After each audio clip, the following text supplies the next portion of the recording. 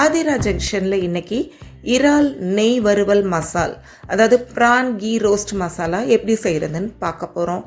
இது வரைக்கும் நம்ம சேனலை சப்ஸ்கிரைப் பண்ணாதவங்க சப்ஸ்கிரைப் பண்ணிவிட்டு பெல் ஐக்கான் அமைக்கிட்டு அப்படியே வீடியோக்குள்ளே வாங்க. நான் மசாலா செய்கிறதுக்கு ஒரு 6-7 காஷ்மீரி சில்லி காம்பு இல்லாதது நல்ல நயமான மிளகாய் வத்தல் எடுத்திருக்கேன். அதை நீலவாக்கில் சிசர்ஸ் வச்சு கட் பண்ணி விதையெல்லாம் எடுத்துக்கிறேன். ஏன்னா அரைக்கும் போது விதை நம்மளுக்கு ஒரு கசப்பு டேஸ்ட்டை கொடுக்கும். ஸோ பாருங்கள், இவ்வளோ விதைகள் இருக்குது. இதை எடுத்தாச்சு.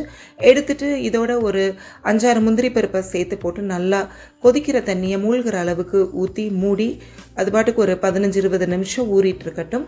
இப்போ மசாலா ரெடி பண்ணுறதுக்கு கடாயில் 1.5 ஸ்பூன் அளவுக்கு மல்லி, ஒரு 3/4 ஸ்பூன் அளவுக்கு மிளகு, 1 ஸ்பூன் அளவுக்கு சீரகம், 1/2 ஸ்பூன் அளவுக்கு வெந்தயம், அதாவது 1/2 டீஸ்பூன் வெந்தயம் எடுத்துக்கோங்க, 1 ஸ்பூன் அளவுக்கு கசகசா, 1 ஸ்பூன் கடுகு, இதெல்லாமே போட்டு நல்லா வறுத்து விட்டுருங்க.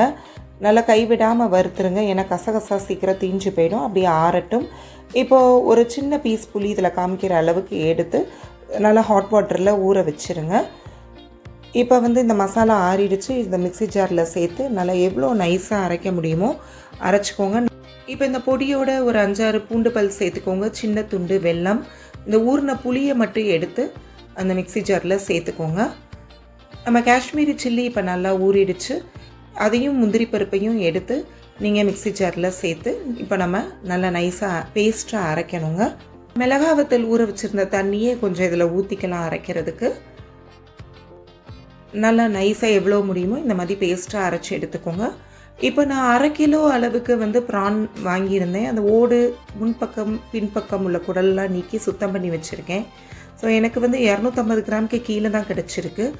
இப்போ இதோட ஒரு 1/2 எலுமிச்சம்பழச்சாறு கொஞ்சம் தூளுப்பு சேர்த்து நல்லா பெனஞ்சு அப்படியே ஒரு 1/2 மணி நேரம் ஊற வச்சுடுங்க. 1/2 மணி நேரத்துக்கு அப்புறம் கடாயில் நல்ல நெய் ஒரு 100 ml அளவுக்கு ஊற்றிக்கோங்க. இந்த நெய் தான் இதில் ரொம்ப முக்கியமானது. மசாலா எவ்வளோ இம்பார்ட்டண்ட்டோ அதே மாதிரி நெய்யும் ரொம்ப இம்பார்ட்டண்ட். இப்போ நெய் நல்லா காஞ்சதும் அதில் இந்த 1/2 மணி நேரம் ஊறின ப்ரான் மசாலாவை அதில் இறக்கிடுங்க.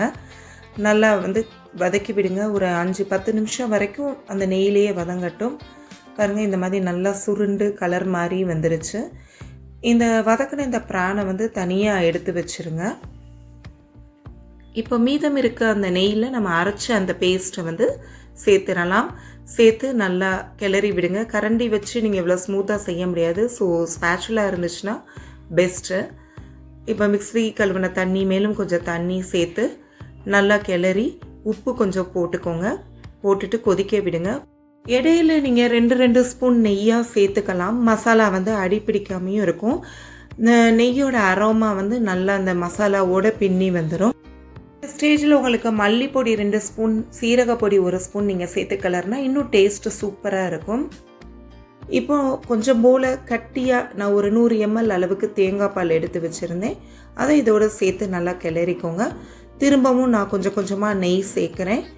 நெய் சேர்த்து கிளற டேஸ்ட் உங்களுக்கு ரொம்ப சூப்பராக இருக்கும்.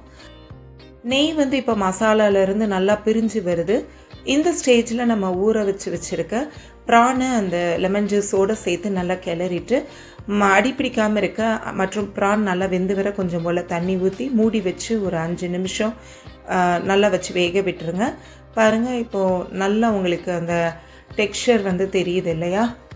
ஃபைனலாக நீங்கள் ஒரு 1/2 எலுமிச்சம்பழத்தோட சாறில் பாதி மட்டும் விட்டு நல்லா கிளறிட்டு தேவையான கருவேப்பிலை மல்லியை தூவி இறக்கிடலாம். அவ்வளோதான், நம்மளோட prawn ghee roast masala ready.